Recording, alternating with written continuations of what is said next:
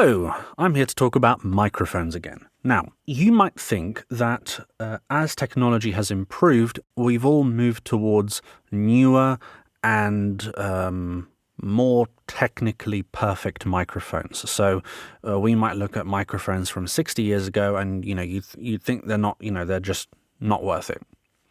But interestingly, microphones, in a way, have aged a bit like musical instruments. What does this mean? It means we have, for example, I'll give you an example. I have three microphones here. This is a Neumann TLM-103. This is a Sennheiser MKH-416. These are two. And this is a recent one I got, which is the Gefell MT71S. All of these microphones feature what's called a transformerless design, which means that they're very, very technically good at capturing detail that's in the voice. But it turns out, and I would say this is more of a thing for music, that a lot of people do like some of the older, more vintage stuff.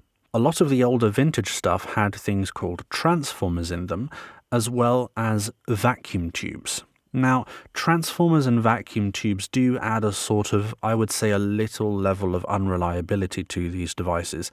Not a particularly significant reliability. They're still very reliable.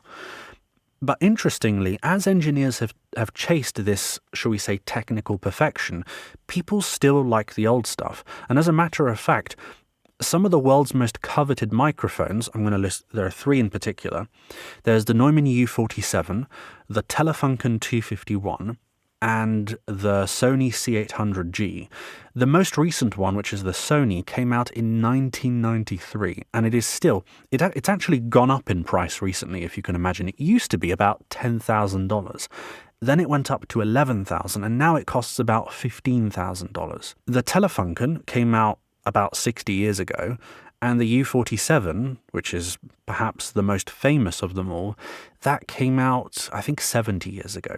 So they're all really old designs, but people will still pay top dollar for them. The Neumann U47, for instance, costs about $10,000, and the Telefunken is actually a little bit more than that. It's like $11,000 or something like that. So microphone designs, which have been largely unchanged for nearly 70 years, are still the most coveted microphones in the world. As engineering has improved, we've moved towards transformerless designs and designs that don't have vacuum tubes, which reduces the amount of harmonic distortion that's inside the recordings. But it turns out, as humans, we do like a little bit of harmonic distortion. It's less common in voiceover, it's more common in music, though a little bit of harmonic distortion sounds pretty good, because what it does is at times it can actually give you that little bit of edge that helps the audio cut through a mix. I mean, you can always add it in software. Software saturation, is pretty good. But sometimes you like to have that thing built in, and people, especially for music, like to have that little extra distortion in the same way that, for example, you might like a bit of distortion in a guitar, whereas a guitar is maybe 100% distorted, a microphone might have 0.5% distortion. It's a very small amount of distortion that you can't really hear, but you can feel, because it kind of brings the mix forward. It brings the components forward in a way that, particularly in music, people like. So even though those designs are potentially up to 70 years old, they're still really coveted to this day.